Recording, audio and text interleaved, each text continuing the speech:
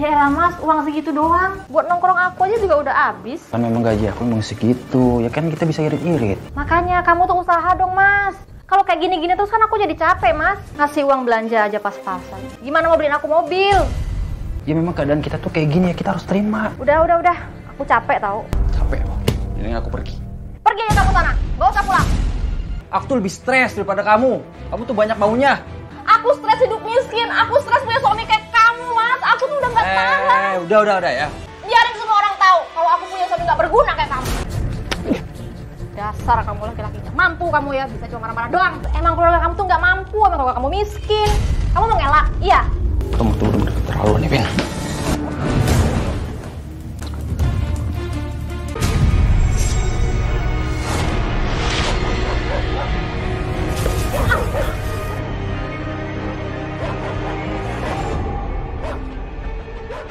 Menjadi tahun paling spesial bagi Winda. Bagaimana tidak? Setelah beberapa tahun menyendiri, ia akhirnya menemukan belahan hati melalui chat salah satu aplikasi pertemanan. Pria yang mampu menaklukkan hati Winda itu bernama Lukman, pemuda asal Bogor, Jawa Barat. Kapan-kapan kita ketemuan yuk. Boleh dong, tapi asal jangan jam kerja ya. Ya udah, nanti aku save nomor kamu biar kita atur waktu ya. Oke, sip. Udah. Sorry, kamu Winda bukan? Iya. Siapa ya? Aku Lukman. Oh, iya. Winda, sorry. Dari pertemuan itu, baik Lukman maupun Winda seakan sudah menemukan belahan hatinya. Ada chemistry yang terbangun di antara mereka. Benih-benih cinta mulai tumbuh bersemi di hati dua muda-mudi ini. Cie, yang sekarang udah punya ojek pribadi, kenalin ke aku dong, Win. Kali aja Doi punya temannya sama kerennya. Ih, Siska, kamu tuh kebiasaan banget ya nggak bisa lihat cowok agak cakep dikit aja. Langsung deh, maunya nyosor mulu. Aku percaya kok sama kamu. Kamu udah selesai kerjanya? Udah, kita langsung jalan aja yuk. Biarin aja nih si Siska sendirian. Kamu yang mentang-mentang udah punya cowok. Ya, dadah Siska, kita jalan dulu ya.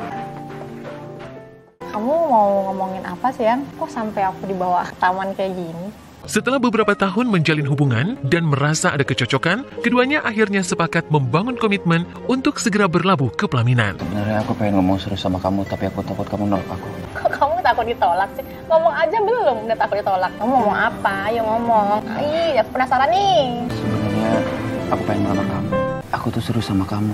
Kenapa kamu nggak mau? Kamu mau kan jadi istri aku? Aku mau, cuma kasih aku waktu ya. Aku kan juga harus ngomong sama orang tua aku di kampung kalau aku mau dilamar sama kamu. Iya, nggak apa-apa sayang. Tapi kalau nanti kamu udah bicara sama keluarga kamu, aku langsung lamar kamu ya. Ya, artinya. Kamu tuh masih muda, Win. Cantik lagi. Kamu bisa dapetin yang lebih mapan dari dia. Emang kamu yakin Lukman bisa mencukupi kebutuhan kamu? Sis, kamu tuh bikin aku galau aja deh. Kayaknya dia bisa deh cukupin kebutuhan aku. Ya udah kalau emang kamu yakin sama dia. Tapi kamu udah ngabarin keluarga kamu? Belum sih, paling lusa deh aku kasih tahu orang tua aku. Yaudah deh, aku siap-siap pulang dulu ya. Assalamualaikum, Pak. Waalaikumsalam, Win. Pak, Winda mau ngomong serius nih sama Bapak. Kamu mau ngomong apa, nak? Winda mau dilamar, Pak, sama pacarnya Winda.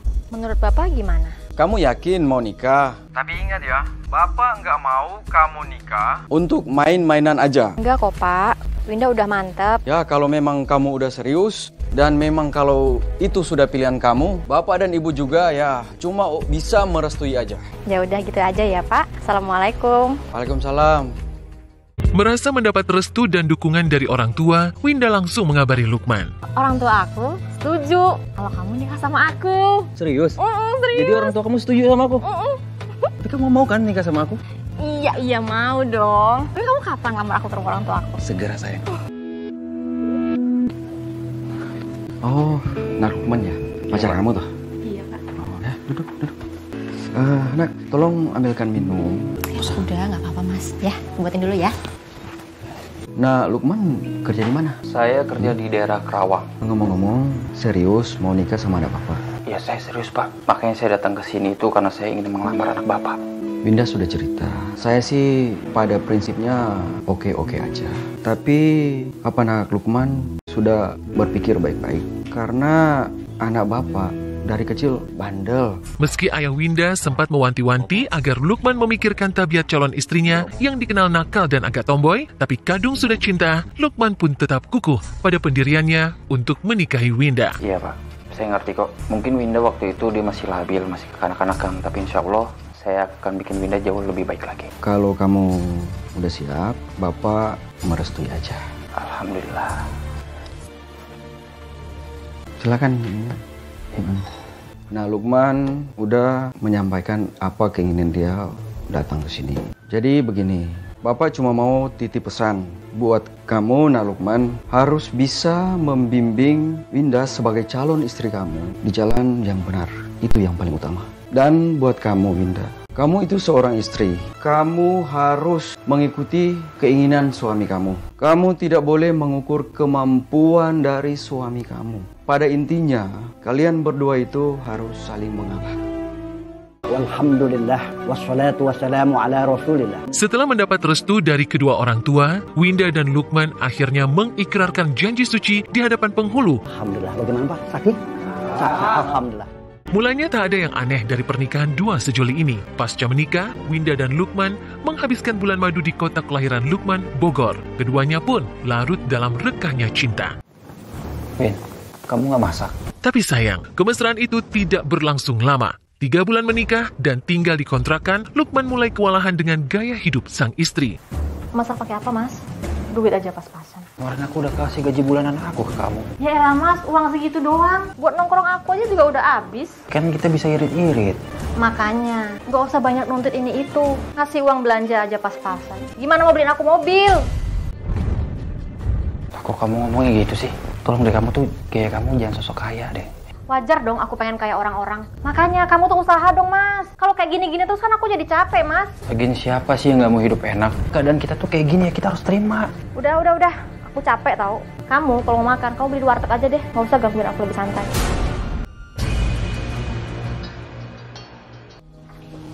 Win, kalau kita jalan kayak gini, emang suami kamu nggak marah? Udah, biarin aja, nggak usah dipikirin. Lagian suami aku tuh nggak bisa ngajakin aku jalan-jalan. Nyaris setiap kali sang istri mengulik soal penghasilan dan keinginannya. Setiap kali pula, Lukman dibuat resah. Ia tak tahu harus bagaimana menjelaskannya. Sementara Winda yang bekerja di sebuah kafe, terbiasa dengan pergaulan teman-temannya yang suka jalan-jalan dan bergaya layaknya orang punya. Jangankan mau beliin aku mobil, beliin aku baju bagus aja dia nggak bisa. Yang ada tuh aku tuh kalau mikirin suamiku terus aku bisa cepet tua. Mikirin anak, mikirin suami, udah lah nggak usah dipikirin. Kamu nggak boleh gitu tahu, gitu-gitu dia suami kamu. Toh aku di luar sana juga nggak tahu dia main sama cewek lain apa enggak. Bener nggak? Terserah kamu aja, aku cuma khawatir sama kamu. Sekarang dia seneng-seneng aja deh sis ya. Sing kalau mikirin ekonomi terus, bener nggak? Ya udahlah, terserah kamu aja. Ya, yuk. Yuk. Baru pulang, Mas. Iya, tadi masih banyak kerjaan. Dede mana? Udah tidur. Ya udah kalau gitu aku mau mandi dulu.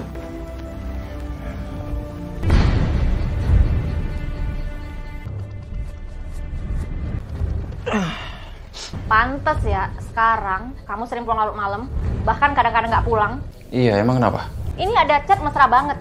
Kamu tuh selingkuh ya? Kamu jangan ngomong sembarangan ya. Siapa yang selingkuh? Ini apa, Mas? Ini buktinya. Kamu udah nggak sayang lagi sama aku ya? Itu tuh cuma teman. Mana ada temen yang chatnya mesra kayak gini, Mas? Aduh, aku pusing ya.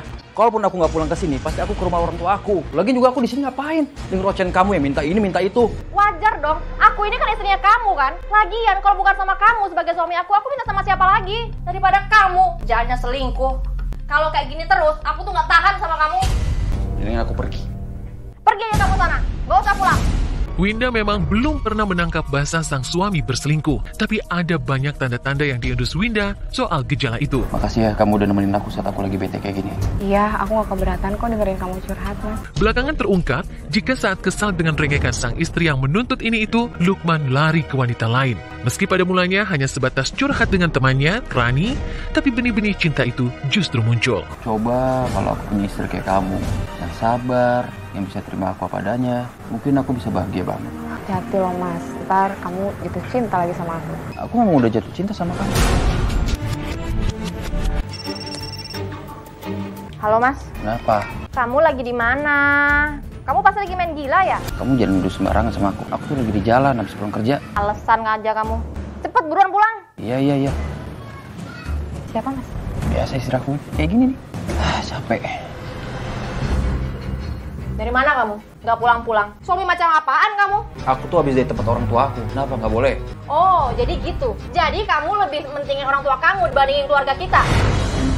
Aku tuh main ke tempat orang tua aku sendiri. Masa nggak boleh sih? Bukannya nggak boleh, tapi kan kamu punya punya istri. Masa mau kayak begini terus sih? Aku aja ngajakin kamu pulang kampung, kamu nggak pernah mau, Mas. Kamu malah nyuruh aku pergi pulang kampung sendirian. Memangnya aku istri macam apa, Mas? Pulang kampung tanpa suami. Aduh, aku tuh capek tuh gak sih ya? Dengan ocehan kamu kayak gini terus. Suami pulang, bukannya disambut dengan baik, malah dioceh-ocehin. Memang kamu pikir aku di rumah ini nggak capek? Sampai aku harus diam diri dalam kontrakan, Mas. Memang kamu pikir aku tuh nggak stres apa di rumah?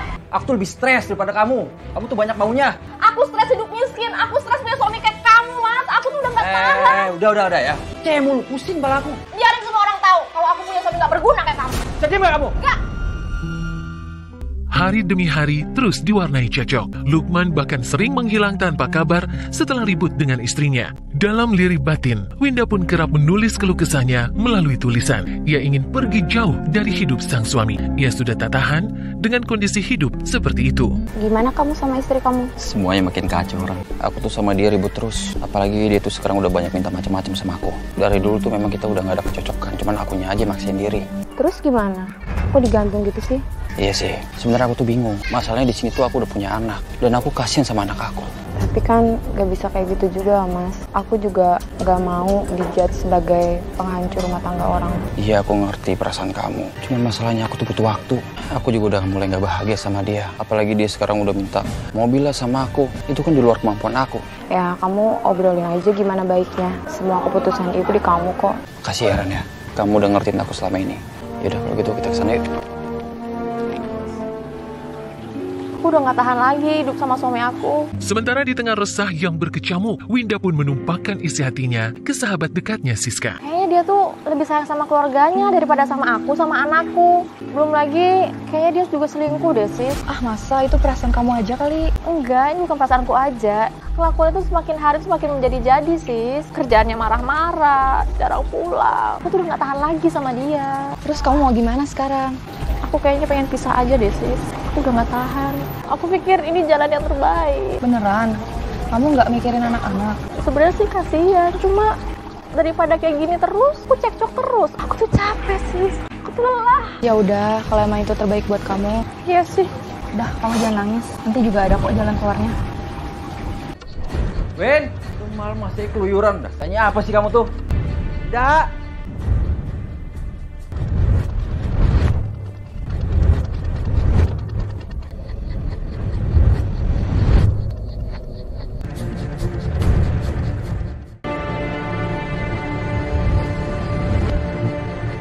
Habis dari mana kamu? Urusanmu. Nanti kamu habis senang-senang gak sama teman-teman kamu itu yang gak jelas. Senang-senang aja terus. Mas, bukan urusan kamu ya. Lagian kamu tuh kayak bisa aja penuhin keinginan aku. Kerja gaji kecil, nggak bisa beliin aku mobil lagi. Udahlah, kamu tuh gak usah mimpi pengen punya mobil. Kamu tuh udah terpengaruh sama teman-teman kamu itu. Wajar dong aku pengen seneng, pengen punya mobil. Oh, jadi ini curhatan tulisan kamu selama ini? Ya iyalah, aku nih masih muda, Mas. Wajar dong aku pengen seneng. Masa hidup miskin terus? Kamu ini perempuan macam apa sih? Dasar kamu laki-laki nggak mampu kamu ya, bisa cuma marah-marah doang.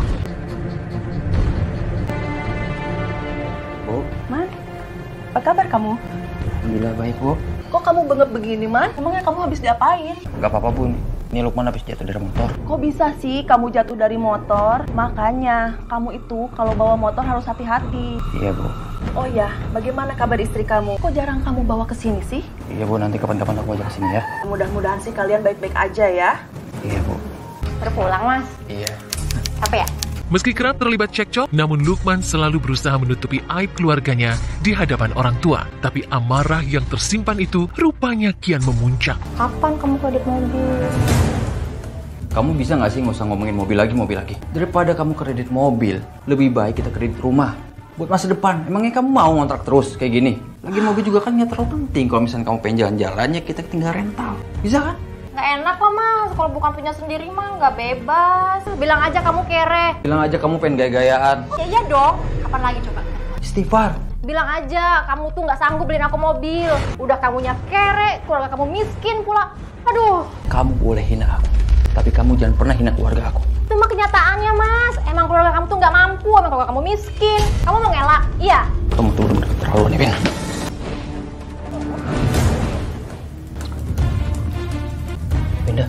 Win.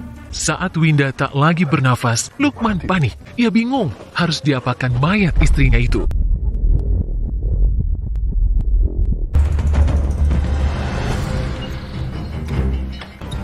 Mas Lukman, mau kemana mas? Ini Mas Anto, saya mau ke pasar. Emang nggak minta dibeliin sama istri mas? Emang istrinya kemana mas? Istri saya lagi kerja Mas, biasa. Yaudah kalau gitu saya ke depan dulu ya Mas. Oh iya mas, silakan. Saya beli plastik hitam ada, yang ukuran besar ya. Ini sama bensinnya jadi berapa? 20. Makasih Bu ya.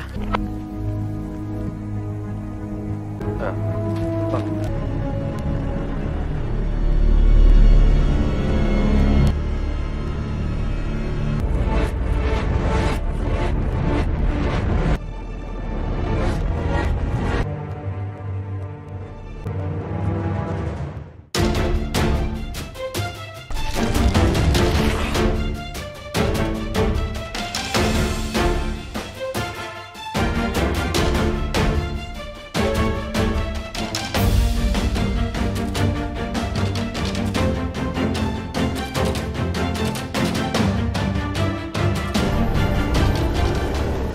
Wih, Mas Anton sama Mas Boy, asik banget main gitarnya. Lagi iseng-iseng aja. Mas Lukman habis dari mana malam-malam? Rumahnya kok kosong mas? Istrinya kemana mas? Istri saya lagi di luar, belum pulang. Ntar juga pulang kali mas, tungguin aja.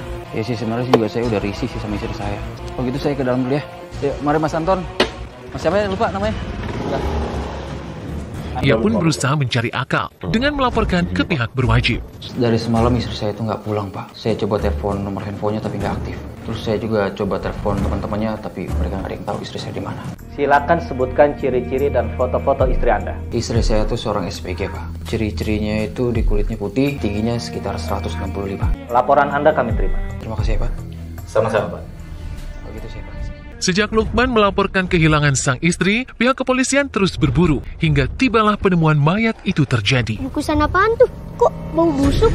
Ya, apa ya? Kayaknya kepala manusia. Mayat! Pak, mayat, Pak. Pak, di sini, Pak.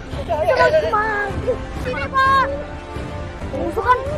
Kalau kita lapor Pak RT aja. Iya, Kami menemukan jenazah yang diduga istri Anda yang tewas mengenaskan. Dari hasil penyelidikan, ada yang janggal dari mayat wanita tersebut, sehingga polisi pun mengendus ada yang tak beres dari laporan Lukman. Tapi dari ciri-ciri dan beberapa bukti, kami temukan adanya keterlibatan Anda. Mana mungkin saya nggak bunuh istri saya sendiri. Jika Anda berbohong, hukumannya akan lebih berat. Dari sejumlah bukti, indikasinya sangat kuat. Anda terlibat memutilasi istri Anda. Iya, Pak. Saya memang yang ngebunuh istri saya sendiri, Pak. Waktu itu saya benar-benar kesal sama dia, Pak. Karena dia terus memaksa dengan keinginannya, Pak. Maksudnya? Waktu itu dia memaksa saya untuk dibelikan mobil. Tapi saya nggak punya uang, Pak. Saya orang yang mampu. Dan lebih sakit hatinya lagi, dia sudah menghina kedua orang tua saya, Pak. Apapun alasan Anda, untuk kepentingan penyelidikan, Anda akan ditahan. Silakan. Usai dinyatakan bersalah, polisi pun langsung melakukan proses rekonstruksi. Rekonstruksi bermula dari kontrakan Lukman dan berlanjut ke semak belukar, tempat Lukman membuang sebagian potongan tubuh Winda hingga membakarnya. Bagaimana dengan anak kita ini, Pak? Kedua orang tua Lukman tak menyangka jika putranya setega itu memutilasi istrinya sendiri. Jangan dia ke kantor polisi, Pak. Di hadapan kedua orang tuanya, Lukman pun tak kuasa menahan tangis dan penyesalan. Kamu harus sabar, Nak. Kamu harus sabar. Kamu harus bertanggungjawabkan perbuatan kamu, Nak. Di tempat berbeda, kedukaan pun begitu lekat dari keluarga almarhumah Winda. Tengka Lukman sama Esi.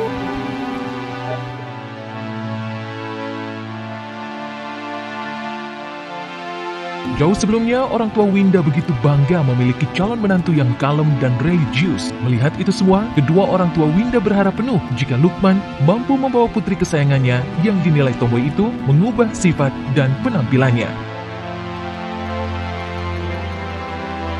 Membunuh orang terdekat dengan alasan apapun, apalagi dengan cara yang keji, tak bisa dibenarkan secara moral dan hukum. Jika dalam membangun mahligai sudah tak ada kecocokan, sebaiknya mengambil cerai yang damai daripada terus-menerus memelihara amarah, lalu kemudian memuncak jadi tindakan di luar nalar. Mempertahankan keutuhan rumah tangga memang sejatinya harus dipegang teguh bagi pasangan suami istri. Tapi jika ada banyak hal yang tak bisa lagi dikompromikan, maka bercerai dengan damai lebih baik ketimbang terus menyimpan api dalam sekam.